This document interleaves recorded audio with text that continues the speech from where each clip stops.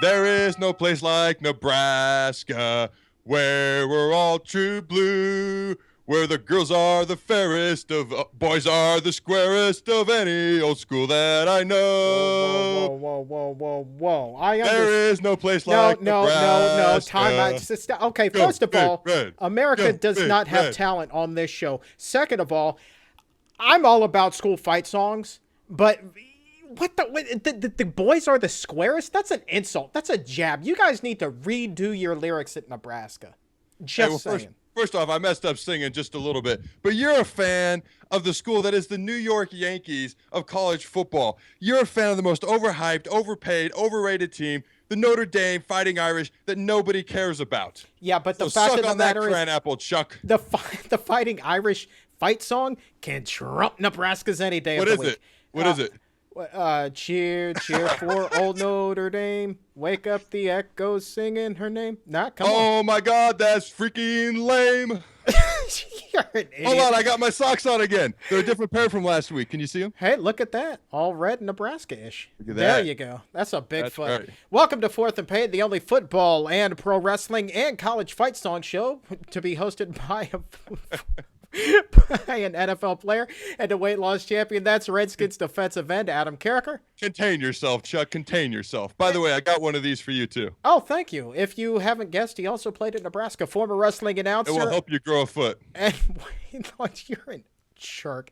Weight loss champion Chuck Carroll here. Be sure to give the show a follow at Fourth and Pay, where we tweet out new content each and every weekday, 1 p.m. Eastern. Adam Carriker, former Cornhusker, a great day. Or a great week, I should say. Nebraska had this past weekend. Coming up now, you've got Purdue. That seems to be, I don't want to put the cart before the horse, but an easy game. So let's start by looking back. I know Amir Abdullah, he just went crazy.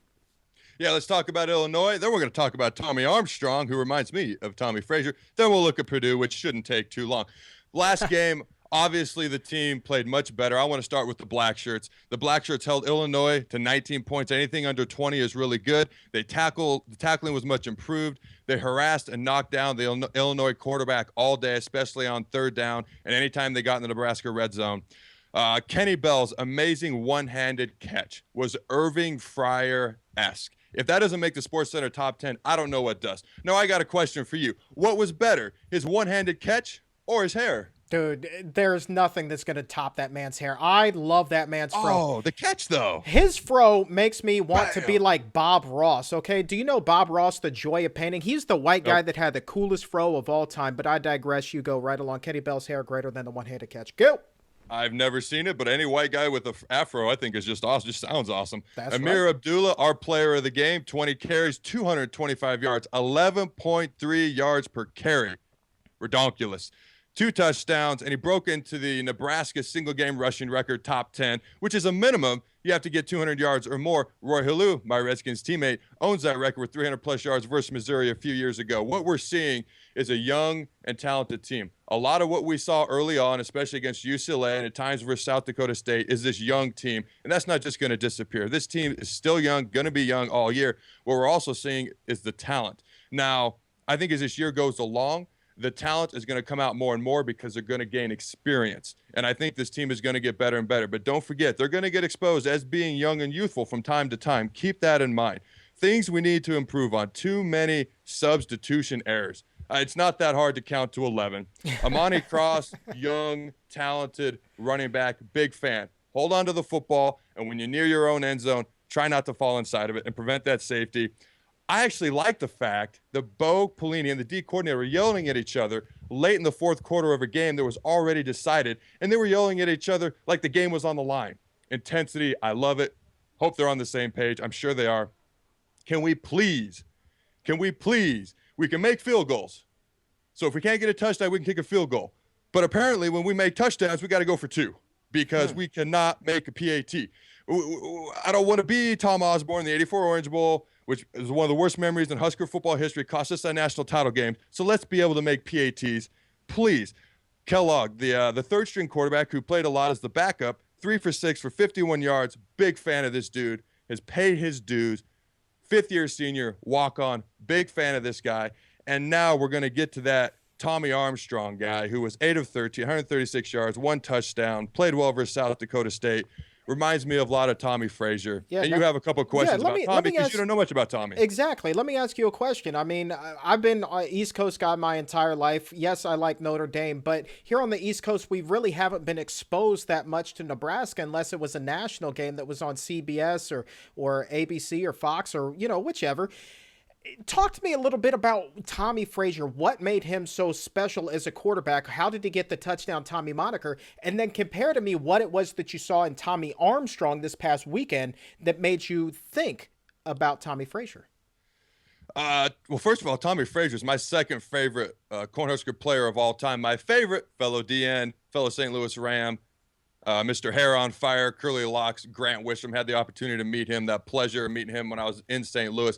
Tommy Frazier, what I loved about him was he started not at the beginning of his freshman year, but he took over later on, started all 4 years, which Tommy Armstrong kind of, him and Taylor Martinez is going to come back at some point. We can talk about that later. He's going to have the opportunity to start and or play all 4 years. Just the way he acts, just his composure, just the moment isn't too big for him, even as a young guy. He hasn't faced elite talent yet. What I loved about Tommy Frazier was the fact that in the 93 Orange Bowl versus Charlie Ward, Heisman winner, Florida State, Bobby Bowden, #1 team in the nation, 16-point underdogs, we're a field goal away from winning that game because Tommy A. Frazier kept his composure. The next year, out almost the whole year with a blood clot, comes back. You want to talk about rust. Helped Brooke Behringer, carried that team for the year, helped him in the Orange Bowl, but he led him on that game-winning drive against Warren Sapp, Ray Lewis, Dwayne "The Rock" Johnson to win Tom Osborne's first national title. Then the next year, I'll never forget the play against Florida, Steve Spurrier, where he broke like 89 tackles, around 80 yards for a touchdown as they blew him out 62-24 in the Fiesta Bowl to win the national title. Now, it's tough to compare a young guy like that to one of the Husker greats of all time, but the way I look at it is that if you don't want to be compared to greatness, then you're doing the wrong thing. And I see a lot of Tommy Frazier and Tommy Armstrong. I don't think he's quite as quick as Tommy Frazier is, great quickness, but I think he's already a little bit better passer. Well, who's the better quarterback on the roster right now? Taylor Martinez, Tommy Armstrong?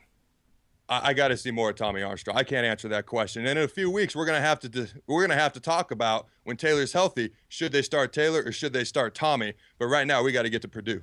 Absolutely. Well, let's talk a little bit about this Purdue game that's upcoming this weekend here on 4th and Pain with former Cornhusker Adam Carriker, me, the Chuck Carroll on Twitter. We had Ryan Kerrigan on the show last week here in D.C. Very much looking forward to posting that this week on Husker Max. You and he actually put a wager on that. Kerrigan, it's on, buddy. Former Boilermaker.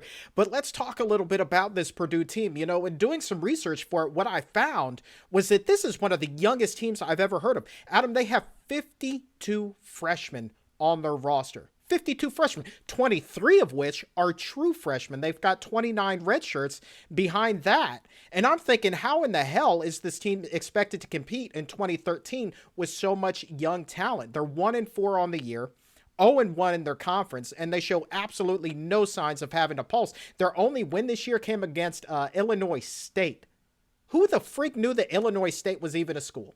I'm saying I got Nebraska all day in this one. If you think that you can muster up some sort of a preview, by all means, go right ahead. Well, what's interesting to me is you talk about how young Purdue is. I mean, Nebraska, this is when I say young and talented. The future is bright here, but the present isn't irrelevant either. As the year gets better, the team's going to get better. We're playing a lot of freshmen and true freshmen. Here are my keys to the game for Nebraska.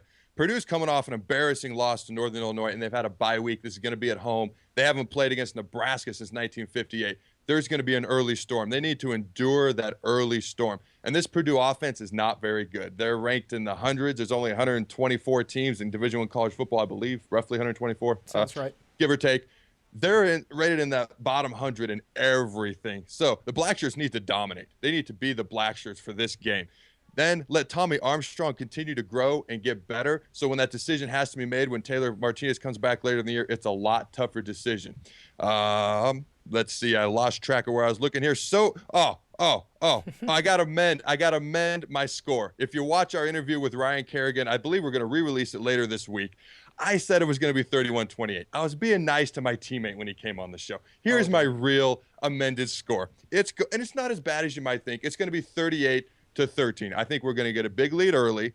I think they're going to get the other younger backups out there. Let them play a little bit, and it won't be too bad. But I think it'll be about 38-13. I, too, am expecting big things out of Nebraska this week. There's absolutely no chance they don't come away with a win this weekend. But, Adam, we have just about 45 seconds left today. Let's give away something. Looking back to last week, I want to say a big congratulations to Shaler McLevine, who correctly responded to our question, what prestigious award did you win in 2004? Why, that would be Nebraska's Lifter of the Year, Adam. And so, for a signed Redskins hat featuring Adam Carriker's autograph, and I believe we may get those of your teammates as well, we want to know, who did Adam say would win the WWE Championship at last Sunday's pay-per-view?